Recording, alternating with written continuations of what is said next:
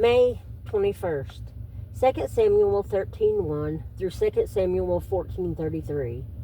After this, Absalom, the son of David, had a lovely sister whose name was Tamar, and Amnon, the son of David, loved her. Amnon was so distressed over his sister Tamar that he became sick, for she was a virgin, and it was improper for Amnon to do anything to her.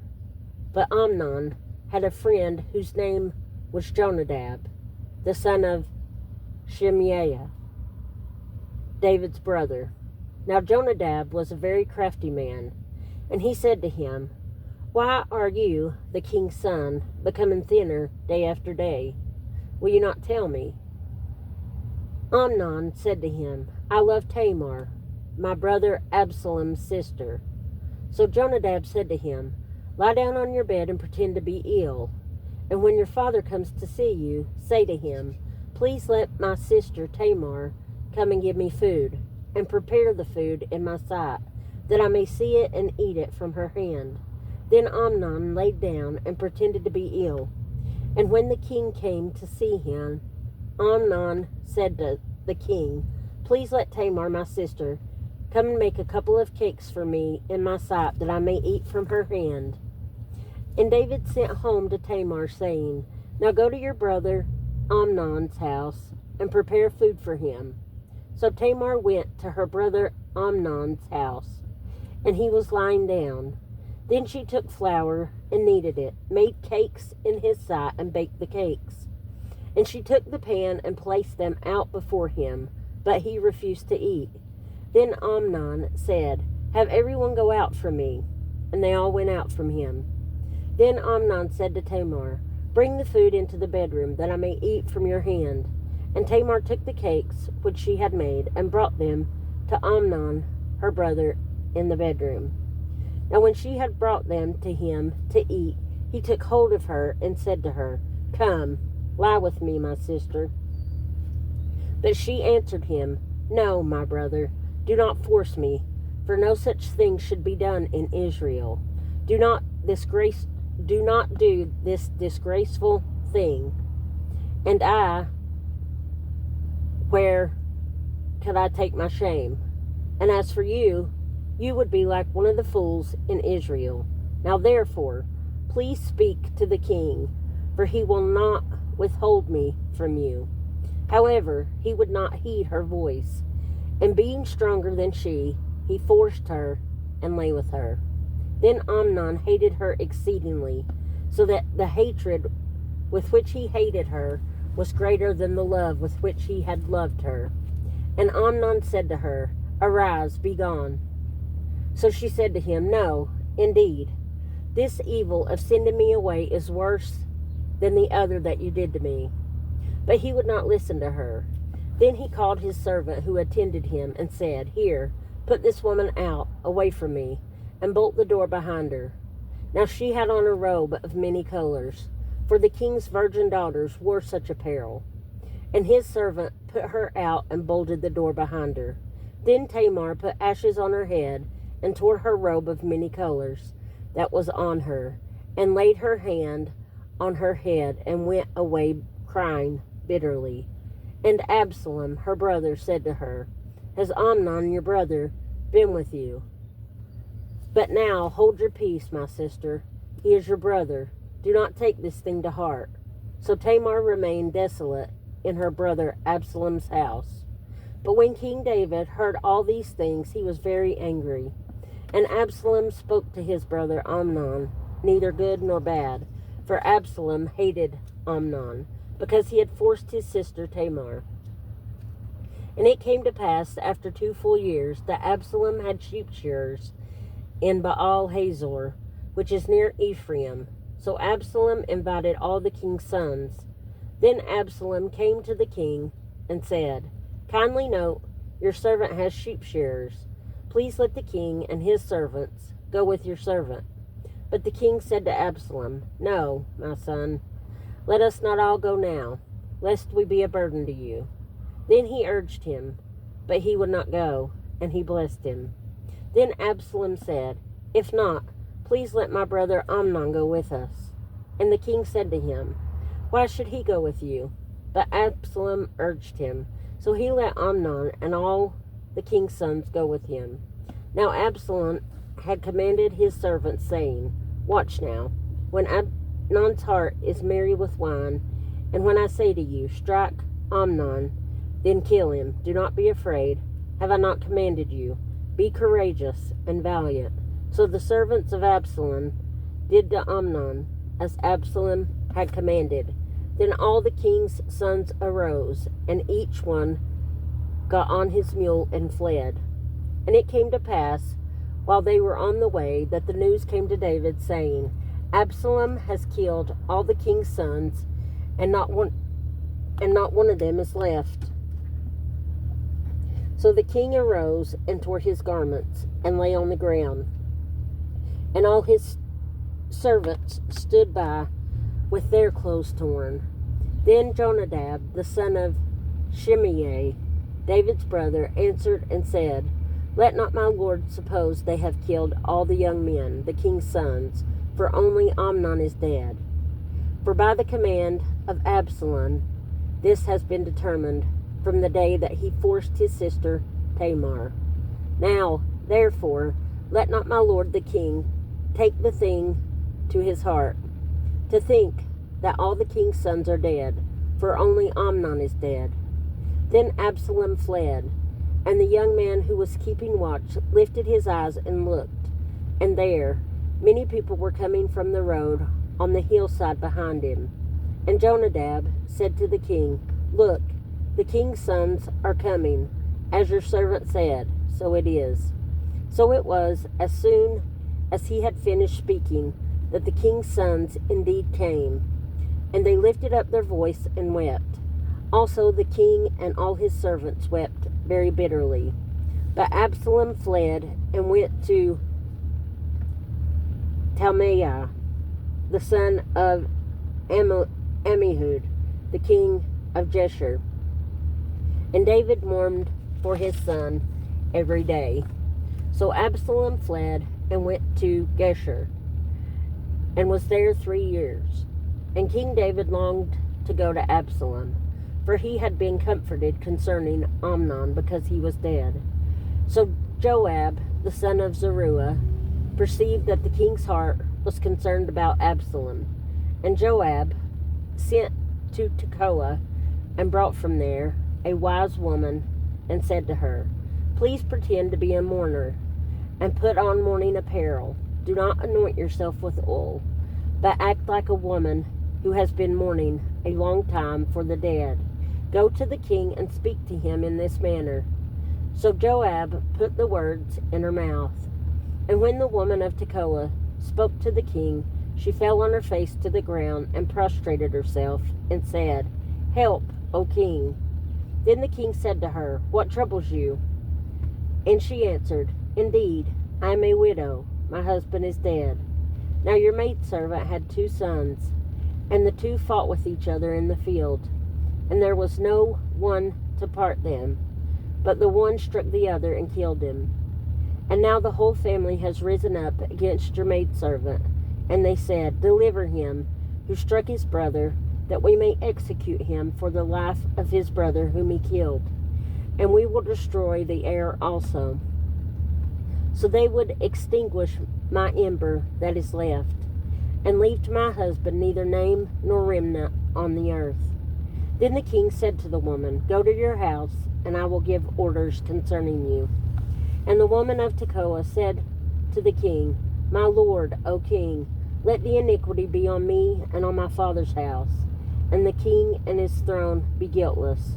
So the king said, Whoever says anything to you, bring him to me, and he shall not touch you any more.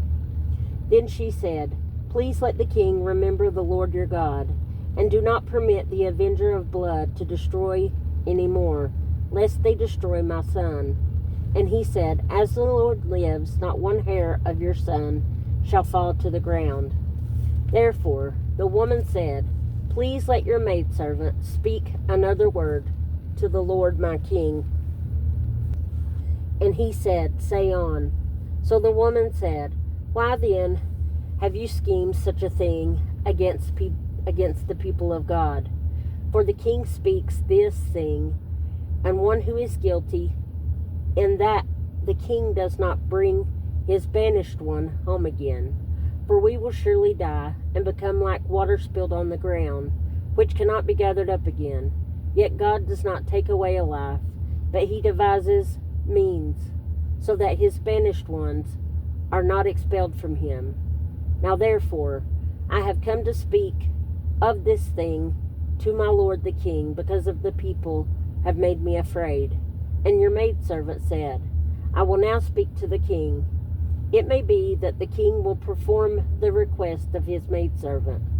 For the king will hear and deliver his maidservant from the hand of the man who would destroy me and my son together from the inheritance of God. Your maidservant said, The word of my lord the king will now be comforting. For as the angel of God, so is my lord the king in discerning good and evil. And may the Lord your God be with you. Then the king answered and said to the woman, Please do not hide from me anything that I ask you. And the woman said, Please, let my lord the king speak.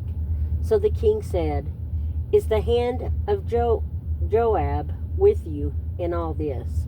And the woman answered and said, As you live, my lord the king, no one can turn to the right hand or to the left from anything that my lord the king has spoken. For your servant Joab commanded me.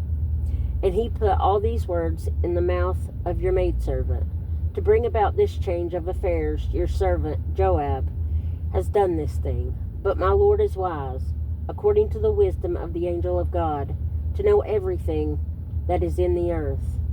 And the king said to Joab, All right, I have granted this thing. Go therefore, bring back the young man Absalom.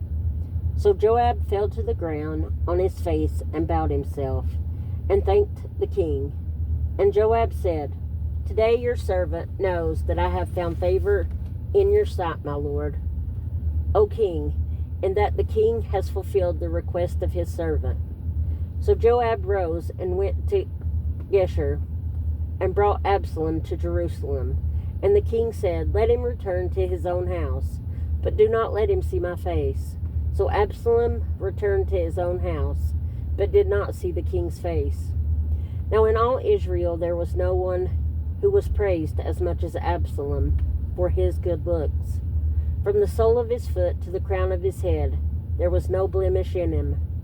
And when he cut the hair of his head at the end of every year, he cut it because it was heavy on him. When he cut it, he weighed the hair of his head at 200 shekels, according to the king's standard. To Absalom were born 3 sons and 1 daughter, whose name was Tamar. She was a woman of beautiful appearance. And Absalom dwelt 2 full years in Jerusalem, but did not see the king's face. Therefore Absalom sent for Joab to send him to the king, but he would not come to him. And when he sent again the second time, he would not come. So he said to his servants, See, Joab's field is near mine, and he has barley there. Go and set it on fire. And Absalom's servants set the field on fire. Then Joab arose and came to Absalom's house and said to him, Why have your servants set my field on fire? And Absalom answered Joab, Look, I sent to you, saying, Come here, so that I may send you to the king to say, Why have I come from Geshur? It would have been better for me to be still there. Now, therefore, let me see the king's face. But if there is iniquity in me, let him execute me. So Joab went to the king and told him. And when he had called for Absalom, he came to the king and bowed himself on his face to the ground before the king. Then the king kissed Absalom. Psalm 66, 1-7. Make a joyful shout to God, all the earth. Sing out the honor of his name. Make his praises glorious. Say to God, how awesome are your works. Through the greatness of your power, your enemies shall submit themselves to you. All the earth shall worship you and sing praises to you. They shall sing praises to your name, Selah. Come and see the works of God. He is awesome in his doing toward the sons of men. He turned the sea into dry land. They went through the river on foot. There we will rejoice in him.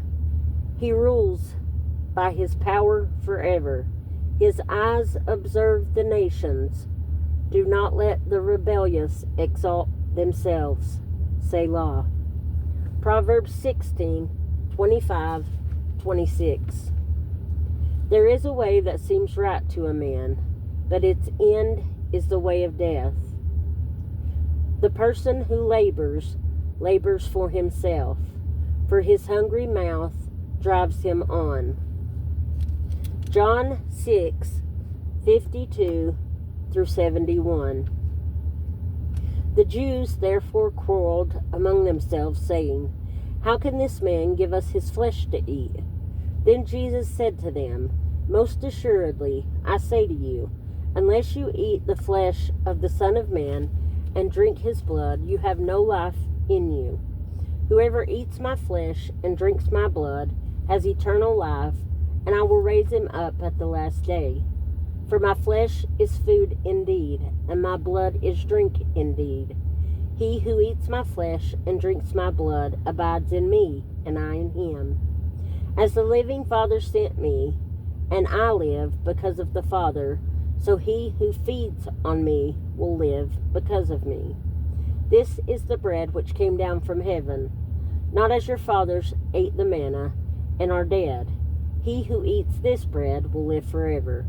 These things he said in the synagogue as he taught in Capernaum. Therefore many of his disciples, when they heard this, said, This is a hard saying. Who can understand it? When Jesus knew in himself that his disciples complained about this, he said to them, Does this offend you? What then, if you should see the Son of Man ascend where he was before? It is the Spirit who gives life. The flesh profits nothing. The words that I speak to you are spirit, and they are life.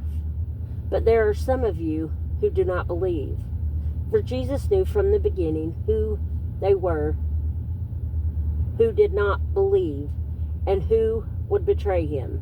And he said, Therefore I have said to you, that no one can come to me unless it has been granted to him by my Father. From that time many of his disciples went back and walked with him no more. Then Jesus said to the 12, Do you also want to go away? But Simon Peter answered him, Lord, to whom shall we go? You have the words of eternal life. Also, we have come to believe and know that you are the Christ, the Son of the living God. Jesus answered them, Did I not choose you, the 12, and one of you is a devil? He spoke of Judas Iscariot, the son of Simon, for it was he who would betray him, being one of the 12. Sorry that I forgot to put my phone on Do Not Disturb. I'm sorry about that disturbance. I love you guys.